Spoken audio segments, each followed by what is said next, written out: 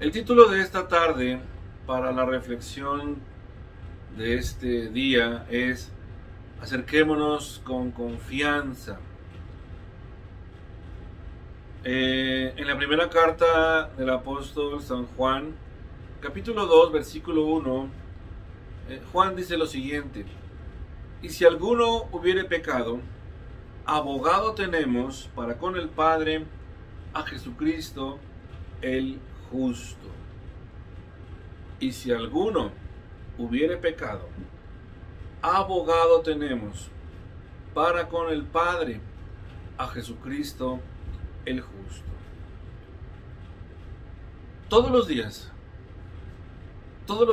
como creyentes, como cristianos, como hijos de Dios, todos los días luchamos con nuestra naturaleza carnal.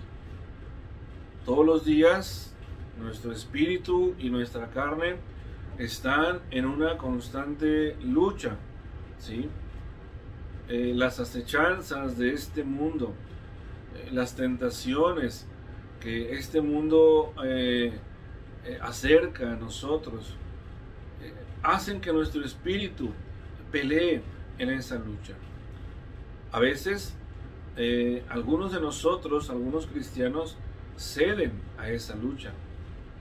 A veces cometemos el error, en otras ocasiones, de creer o de pensar, de suponer que esa parte de nuestra carne, esa debilidad, ese mal hábito, ese vicio, ese pecado que está en nosotros, a veces tenemos la idea errónea de que lo tenemos controlado, que es una especie como de afición que podemos controlar y podemos decir cuándo sí y cuándo no. ¿Cuántos no hemos escuchado este tipo de argumentos? Cuando de pronto escuchamos a alguien decir, yo sé cuándo dejaré esto, yo sé cuándo voy a dejar de fumar. Si yo quiero hacerlo mañana lo hago, dicen otros. Si yo quiero hacerlo hoy, desde hoy lo voy a hacer. Pero lo cierto es, hermanos y amigos, que cuando el espíritu nuestro no está debidamente ejercitado en el ámbito espiritual, es muy probable, ¿sí?, altamente probable, que en alguna ocasión, en algún día, en un momento determinado, podamos ceder a la tentación que el mundo nos ofrece. Y es un proceso. Cuando cedemos a la tentación, esta incuba el pecado. Y si lo seguimos llevando, entonces el pecado cobra sentido, cobra vida, y este a su vez da a luz a la muerte espiritual. Y tenemos que tener mucho cuidado. Todos los días tenemos esta lucha, pero la buena noticia, y yo sé que muchos ya lo saben, pero no está por demás, y miren, más ahora que estamos fuera del templo, a muchos quizá les ha costado un poco entender el hecho de que ahora, por estar más tiempo fuera del templo, es cuando más tenemos que buscar a Dios. Nuestra vida cristiana, nuestro andar como cristianos, no se remite a venir los domingos a la iglesia, o a venir a los días de oración, o a las actividades de la iglesia. Nuestra vida cristiana es integral, y es los 7 días de la semana, los 365 días del año, las 24 horas del día, en el templo o fuera del templo, ¿sí? Hoy hemos experimentado una vida de iglesia que no habíamos tenido antes.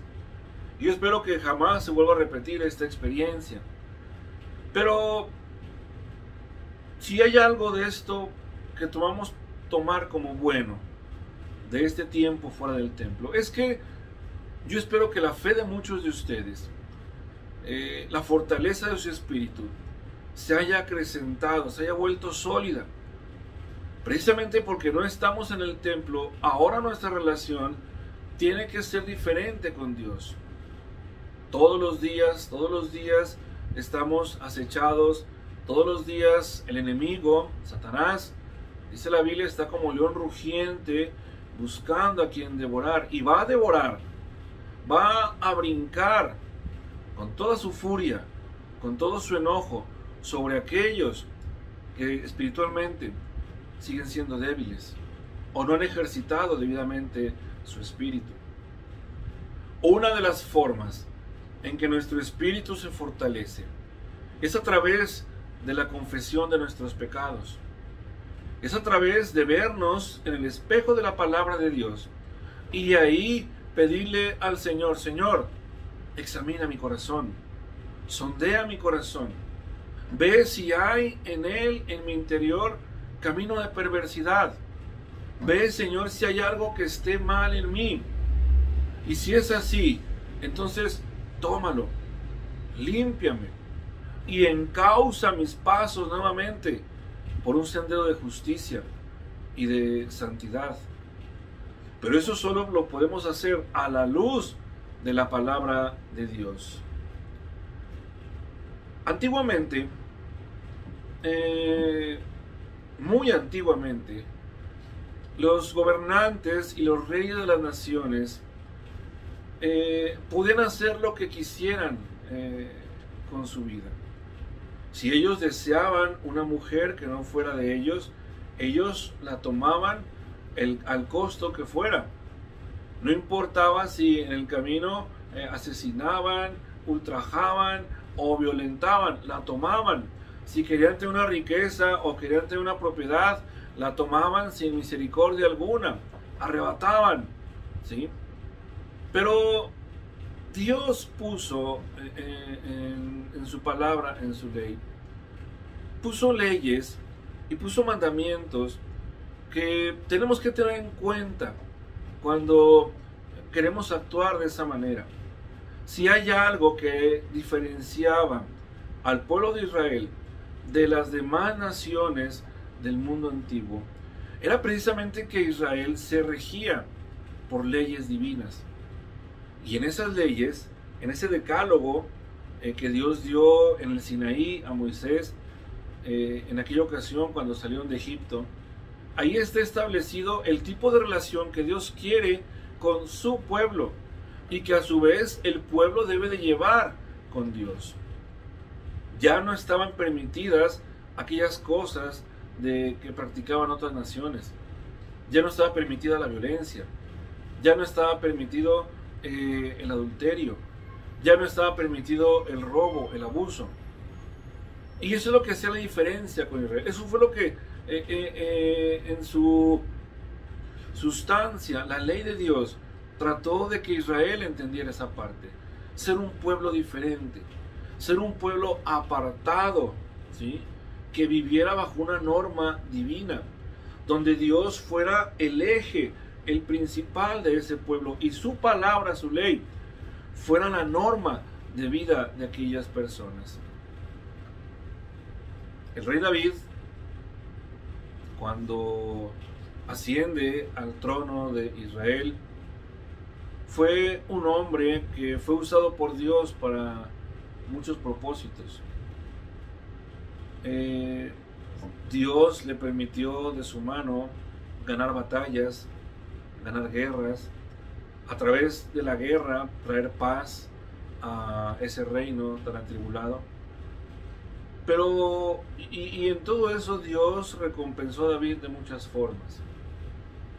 Pero hubo una ocasión en que David cometió un terrible error. Y fue a raíz de un descuido en su vida espiritual. Eso lo podemos ver en la historia de David y Betsabé, que todos conocemos. Aparentemente había un periodo de paz en Israel, un periodo de tranquilidad, y el rey David, dice la Biblia en esa historia, que ya muy de tarde, ya entrado el día, se levantó y andaba caminando por los patios de su palacio cuando ve a aquella chica y la maldesea para él. Pero ese hecho que consumó David nos habla de que previamente él había descuidado su vida espiritual. Él había descuidado su comunión por Dios, quizás por estar en una zona de confort. ¿A cuántos no nos ha pasado de pronto eso? ¿A cuántos de ustedes o de nosotros no nos ha pasado que por sentirnos cómodos, por sentirnos seguros en lo que tenemos, descuidamos nuestra relación con Dios? El dinero, los lujos, la posición social, de pronto se pueden volver en nuestra contra y apartarnos de lo más importante, que es nuestra relación con el Señor. Y eso dio pie a que David cometiera ese grave pecado al mandar asesinar después al esposo de Betsabé. Y conocemos el resto de la historia. Tuvo que pasar un tiempo. Algunos comentaristas apuntan que fue aproximadamente un año el tiempo del embarazo de esta mujer en aquel niño que después falleció. Y no fue hasta que Dios envió a un profeta llamado Natán y confrontó a David y le dijo cuál era su realidad espiritual en ese momento. Y la historia es dramática, es increíblemente trágica y dramática. En esa experiencia, en la experiencia de Natán y David, es que el Salmo 51 da a luz a este clamor, a este sentir de David. El Salmo 51 es un salmo penitencial, ¿sí? Y el Salmo 51, hermanos y amigos, no podemos verlo nada más como un salmo más de la Biblia, o como un salmo que complementa a los elementos del ritual de la comunión, como comúnmente lo hacemos. El Salmo 51 debe representar para nosotros un espejo, donde tú y yo podamos vernos espiritualmente. El Salmo 51 desnuda nuestra realidad delante de Dios. El Salmo 51 encierra el clamor y el sentir de un hombre que verdaderamente ha reconocido que ha pecado y que no ha pecado contra el hombre propiamente, aunque hizo un daño a Urías, le hizo daño a Betsabé. David va más allá y entiende que verdaderamente contra quien él pecó ha sido contra Dios mismo. Vamos a ver este salmo detenidamente y vamos a estar viendo algunas cosas, algunos detalles que nos deben de ayudar cuando cometemos una falta o un error. Miren, voy a decir lo siguiente. El segundo error que puede cometer alguien después de pecar, que es el primer error. El segundo error que comúnmente cometemos es el de autocondenarnos en automático. Es el de decir, Señor, yo ya no soy digno de nada. Mejor me muero. Mejor llévame. ¿Sí? Y la autocondenación, hermanos y amigos, no es un papel que nos corresponde a nosotros. Vamos a ver a la luz de este salmo cuál es la reacción de David cuando entiende la gravedad de su pecado. Comienza David confesando su pecado. Dice el Salmo 51, en el verso 3 al 6, dice, porque yo reconozco mis rebeliones y mi pecado está siempre delante de mí. Contra ti solo he pecado y he hecho lo malo delante de tus ojos para que seas reconocido justo en tu palabra y tenido por puro en tu juicio. He aquí en maldad he sido formado y en pecado me concibió mi madre. He aquí tú amas la verdad en lo íntimo y en lo secreto me has hecho comprender sabiduría. Lo primero que tenemos que reconocer es que verdaderamente hemos pecado. Reconocer ante Dios nuestro pecado y nuestras rebeliones, nuestras faltas, es el principio de nuestra sanidad y es el principio de nuestra libertad espiritual del pecado. Cuando tú reconoces delante de Dios tu pecado y le pones nombre y apellido delante de Dios, comienza a suceder algo. Comienzas a reconocer que no hay argumentos. Hermanos, siempre buscamos un pretexto para justificar nuestros actos. Si nos enojamos, es que es porque alguien me hizo enojar. Si vemos con lascivia a alguien, es que se vistió así y por eso me distrae. ¿Sí me explico? Siempre tratamos de atenuar nuestra propia visión pecaminosa de las cosas. Nuestros dichos, nuestros actos, nuestras acciones, en muy pocas veces o pocas ocasiones, reconocemos que sí, nosotros somos los que nos equivocamos. Y David nos enseña en este salmo diciendo, porque yo reconozco mis rebeliones. Señor, no hay nada que te pueda esconder, no hay nada que yo pueda ocultar, no hay nada que yo presente como un testimonio y te diga, mira, hice esto por esta razón y por esta razón. No, es simplemente yo reconozco mis rebeliones y reconozco, Señor, que mi pecado está siempre delante de mí. ¿Qué es lo que ocasiona que pequemos? ¿Por qué David dice, y mi pecado está siempre delante de mí? Hermanos, vivimos rodeados de muchas cosas que nos distraen.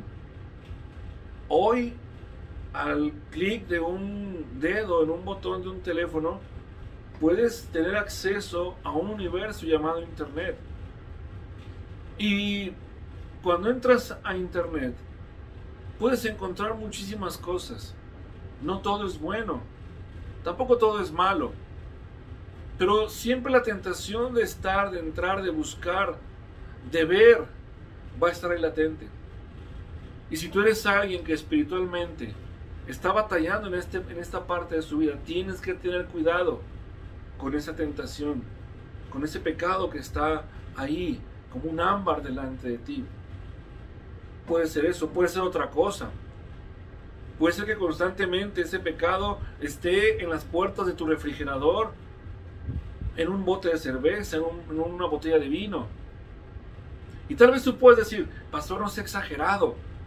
¿Sabes qué? Ese es el problema. Cuando pensamos de esa forma, cuando tratamos de matizar, ¿sí?, lo que puede ser ocasión de pecado, entonces ya estamos haciendo mal. Si tú eres de los que consienten que en tu despensa, que en tu casa estén las botellas de vino, estén en el refrigerador las botellas de cerveza, los botes de cerveza, o esté la botana preparada, yo no sé para qué o para qué ocasión, pero bueno, y ya tienes todo listo. Es algo que está latente ahí. Pero muchas veces matizamos eso y nos justificamos diciendo que no pasa nada. Y como esos botones hay muchos más. David dice, mi pecado está siempre delante de mí. Puede ser que David tenía un problema en la vista al ver a las mujeres. Este hombre se dejó engañar, seducir por la belleza de Betsabé, dice la Biblia. Y no fue un amor, fue una pasión desbordada, fue la carne que se desbordó. ¿Sí? Tenemos que ubicar el punto que puede ser de peligro para nuestras vidas. Continúa David y dice, contra ti solo he pecado. Hermanos, esto es tremendo. La ofensa, si bien es cierto, es contra nuestros semejantes, puede ser contra la esposa, el esposo, los hijos, el hermano de la iglesia, el compañero de trabajo. Hermanos, como cristianos tenemos que entender que nuestras acciones y nuestros pecados, nuestras faltas, van y atentan contra Dios mismo. Por eso David reconoce esta parte de su vida: contra ti, Señor, he pecado. No hay excusa, no hay nada. Ha sido contra ti que he pecado. Y continúa diciendo David, confesando esa parte de pecado en su vida. Vayamos con Dios, hermanos, y con la confianza, con la humildad que esto representa. Vayamos a Dios con un corazón contrito y humillado y reconozcamos ante Él nuestras faltas. Continúa David, versículos 7 al 12. Ahora David, después de reconocer su pecado, le pide a Dios que purifique su vida, que limpie su vida. Dice: purifícame con hisopo y seré limpio. Lávame y seré más blanco que la nieve. Dice: hazme oír gozo y alegría, y se recrearán los huesos que has abatido. Esconde tu rostro de mis pecados y borra todas mis maldades. Crea en mí, oh Dios, un corazón limpio y renueva un espíritu recto dentro de mí. Dice: no me eches de delante de ti y no quites de mí tu Santo Espíritu. Vuélveme el gozo de tu salvación y espíritu noble me sustente. Hermosa oración, hermosas palabras de David. Él anhela, él desea con todo su corazón volver a ese sendero, volver a ese camino. Sabe que bajo su condición de pecado no puede presentarse delante de Dios. Hermanos, no podemos esconder en nuestras vidas lo que ofende a Dios. Tal vez en la apariencia tú seas como el ejemplo de la alfombra y la basura. En lugar de tirarla, abres la alfombra y echas la basura. Quizás muchos de nosotros o algunos de ustedes viven bajo esa condición. En lugar de sacar lo malo de adentro de nosotros, está guardado. Y lo guardamos y lo guardamos y sigue ahí. Pero hermanos, como hijos de Dios, no podemos caminar en esa dualidad.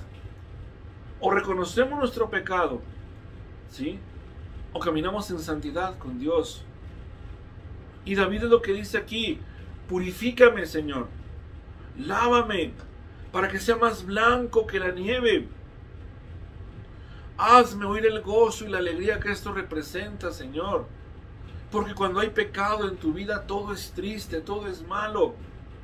Cuando hay pecado en tu vida, hermano, no puedes tener paz. Por más que la busques, por más que lo intentes, sabes que esa inquietud, esa sensación de intranquilidad nace de que algo malo está en tu vida. Y por más que escuches, por más que leas, por más que trates de orar, no tendrás esa paz. Y David eso quiere decir: hazme oír nuevamente el gozo y la alegría.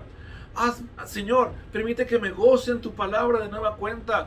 Permite que vuelva la alegría a mi corazón cuando entone alabanzas, cuando te alabe. Porque mi corazón está limpio. Pero mientras en el corazón de los hijos de Dios exista algo llamado pecado, hermanos, el gozo y la alegría no serán parte de nuestras vidas. Crea en mí, oh Dios, un corazón limpio. Y yo le he dicho en otras ocasiones, esta palabra, crear, es una palabra hebrea que se traduce como barak. Y es la misma palabra que se emplea en Génesis cuando se refiere a la obra de la creación de Dios. Dios creó de la nada algo nuevo. Y es lo que David entiende. Señor, yo no necesito que un curita esté en mi corazón. Yo no necesito, mi corazón ya no requiere una restauración, ya no requiere una arregladita. Yo requiero un corazón nuevo, que tú crees en mí un corazón nuevo, un corazón limpio, Señor, ¿sí? Que mi espíritu caído, torcido, que mi espíritu se renueve en un espíritu recto dentro de mí. Fíjate las palabras y el anhelo, el deseo de David de querer cambiar. Él no nada más se propone: a partir de mañana, Señor, te prometo que voy a estar bien. A partir de mañana te prometo que me voy a portar bien. No, él va a la raíz de su propio ser. David va a la raíz de sí mismo y dice: Señor, este corazón que tengo ya no lo quiero tener. Quítalo y pon un nuevo corazón. Crea un nuevo corazón en mí, Señor. Renueva un espíritu recto dentro de mí. Porque el espíritu que tengo es un espíritu torcido. Es un espíritu que está pervertido por el pecado. Dice David, no me eches delante de ti. Algunos piensan o apuntan al hecho de lo que pasó con Saúl, cuando Dios lo desechó, cuando Dios lo apartó de sí por su pecado. También conocen esa historia, ese pasaje. Y Saúl cayó de la gracia de Dios. El Espíritu de Dios se apartó de él. Y parece ser que David por esa razón exclama esto: no me eches delante de ti y no quites de mí tu Santo Espíritu. Como diciendo, Señor, no me hagas lo que pasó con Saúl. ¿Sí? Y termina diciendo David algo que es muy importante y que debemos tomar en cuenta. Cuando somos transformados por Dios, cuando Dios ha obrado en nosotros por su gracia el milagro de ese cambio en nuestras vidas, cuando Dios te ha perdonado y cuando tú has sentido ese perdón de Dios, ¿qué vas a hacer entonces con ello? La pregunta tiene muchas más aristas que podemos considerar. ¿Qué hacer cuando Dios obra en nosotros un milagro? En el caso de David, David está pidiendo un milagro por su sanidad interior, para librarse del pecado. ¿Para qué? Para poder decir, ay, ahora sí, estoy a gusto, ya no peco más. No, hermanos, cuando Dios hace algo en tu vida, y esto lo vamos a ver después en otra serie de mensajes, pero cuando Dios hace algo en tu vida, no podemos y no debemos permanecer callados.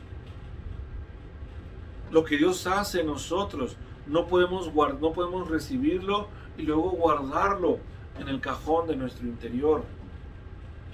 Y David es lo que nos enseña en este salmo. Versículo 13 dice: entonces enseñaré a los transgresores tus caminos, y los pecadores se convertirán a ti. ¿Por qué dice eso David? Porque él sabía que al momento de ser perdonado por Dios, él iba a poder compartir con otros pecadores como él de la gracia de Dios, del perdón de Dios. Hermanos, hoy hay muchas personas que viven en la autocondenación, como decía al principio. Hoy hay muchas personas en el mundo que se han equivocado, que es cierto, eso no lo vamos a discutir, que se han equivocado, que han pecado, pero viven en una terrible autocondenación. Son las personas, incluso son cristianos, que no se consideran dignos de Dios, que creen que Dios ya no puede hacer nada por ellos, que son un caso perdido, y viven sumidos en la depresión, en la tristeza, en la angustia, en el quebranto continuo de saberse indignos para Dios. Pero lo que estas personas necesitan escuchar es el testimonio de alguien como tú o de alguien como yo, que ha sido perdonado por Dios, y decirles: hey, anímate, en Cristo hay esperanza, en Cristo hay redención. Dios es un Dios perdonador, Dios es un Dios de amor, de justicia. Y cuando tú compartes tu experiencia con otros, hermanos, estás dando el testimonio más grande con poder de tu vida.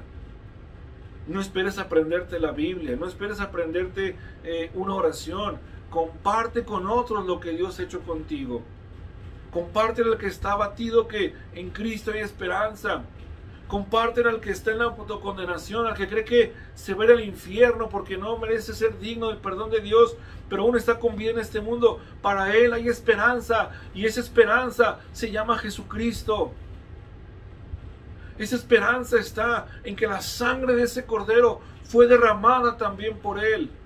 Por eso David dice: entonces, Señor, cuando yo haya sido perdonado, cuando yo haya sido ya redimido, cuando mi corazón se ha vuelto nuevo, cuando mi espíritu esté recto delante de mí, cuando vuelva a sentir el gozo y la alegría de tu salvación, entonces yo le voy a enseñar a los transgresores tus caminos, y los pecadores se convertirán a ti. ¿Por qué? Porque la gente creerá que hay un Dios de amor, que hay un Dios de misericordias, que Dios es amor y Dios ama a este mundo. Dice David: Señor, abre mis labios y publicará mi boca tu alabanza.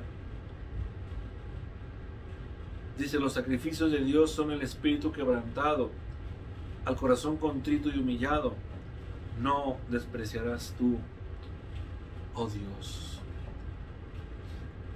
Hermanos y amigos, servimos y adoramos a un Dios de amor. Algún día Dios, si lo quieres ver de esta manera, como una ilustración, está bien.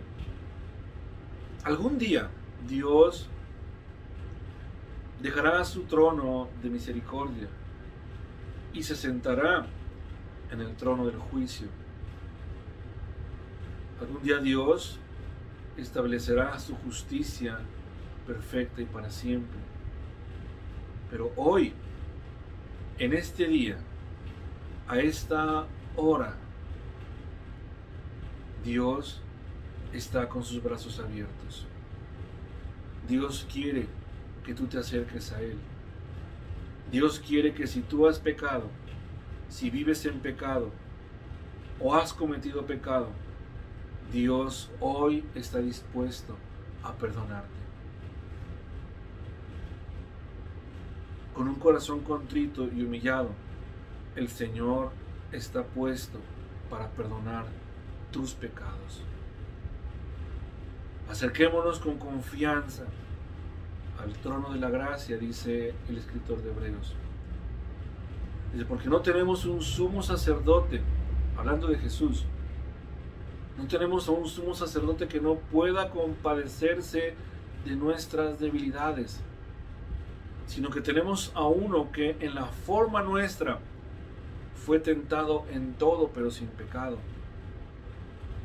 Acerquémonos confiadamente al trono de esa gracia para hallar, encontrar el oportuno socorro para ese momento. Tenemos un Dios, creemos en un Dios que, al ser en la persona de Jesucristo como nosotros, sabe y conoce nuestras debilidades, sabe y conoce lo que es ser tentado por el pecado, sabe y conoce lo que es ser acechado por ese pecado, solo que Jesucristo no lo consumó.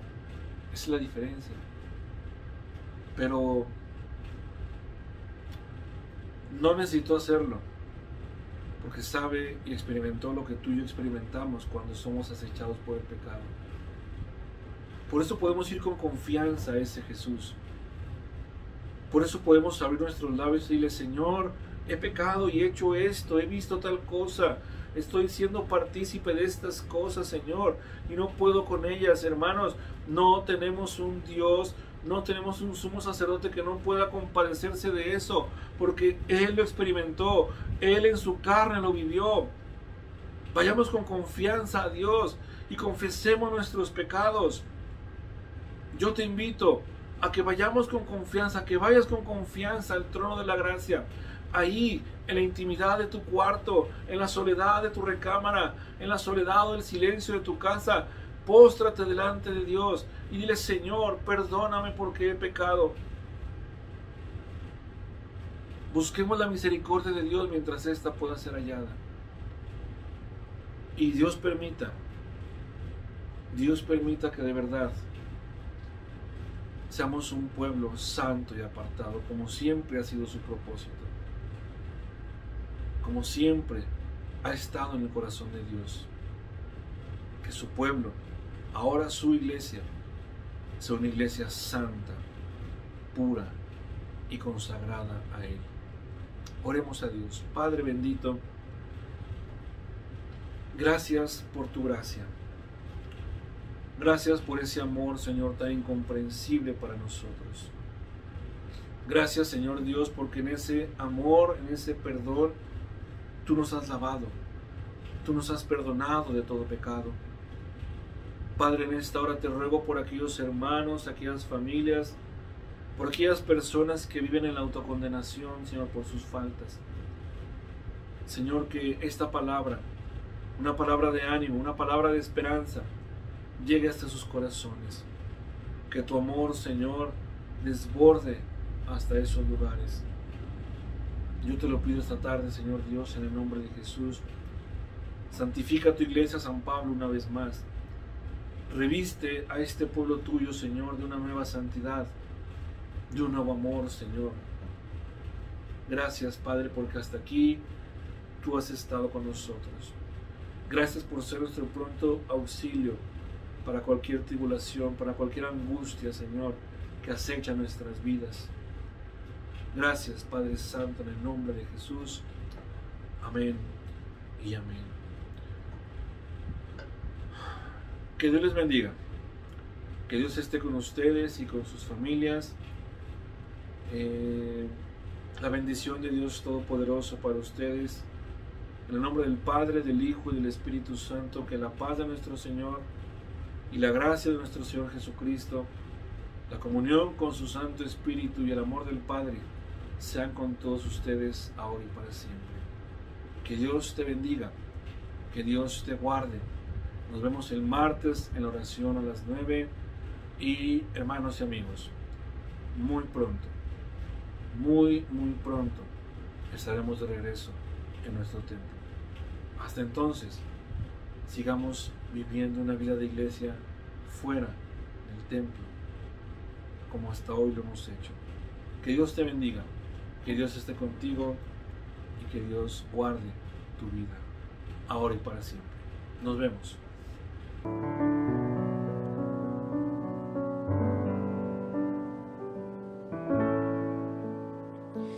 Porque todo lo que hay dentro de mí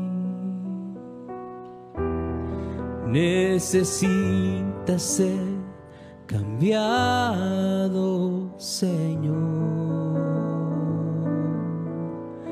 Porque todo lo que hay dentro de mi corazón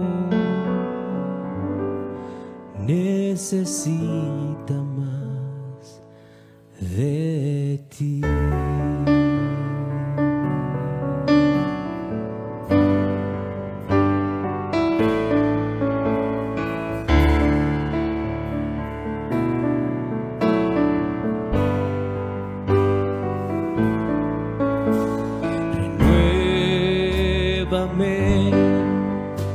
Señor Jesús, ya no quiero ser igual. Renuévame, Señor Jesús, pon en mí tu corazón.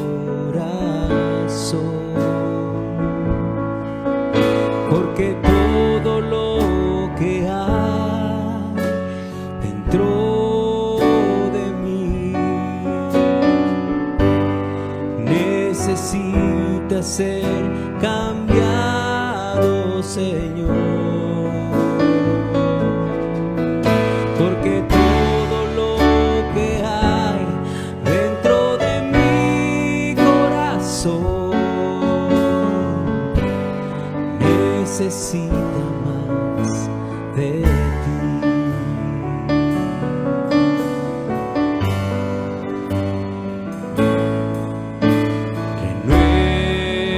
Renuévame, Señor Jesús, ya no quiero ser igual.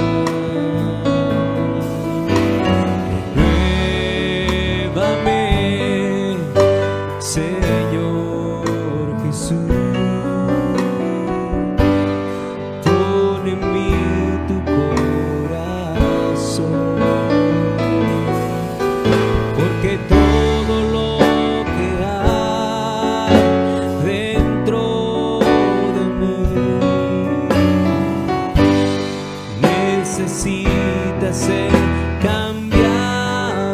Señor, porque todo lo que hay dentro de mi corazón necesita más de ti, porque todo lo que hay dentro de mí necesita ser cambiado, Señor, porque todo lo que hay dentro de mi corazón necesita más de ti, necesita más de ti, necesita más de ti.